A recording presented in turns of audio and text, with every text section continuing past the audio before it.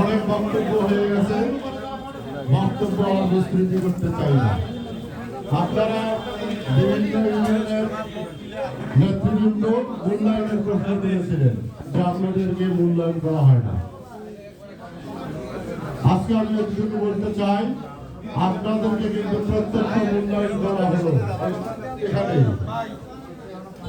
আমাদের উপজেলা বিএনপির সাবেক সভাপতি,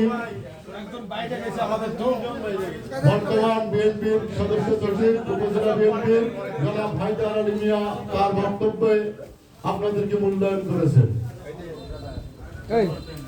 এইমাত্র বক্তব্য দিয়ে গেলেন রশিদ চাচা, সালাইমান মিনারি ভাই, ওনারাও বক্তব্যে আমাদের স্বেচ্ছাসেবক দল হিসেবে দলীয় মূল্যায়ন করেছে।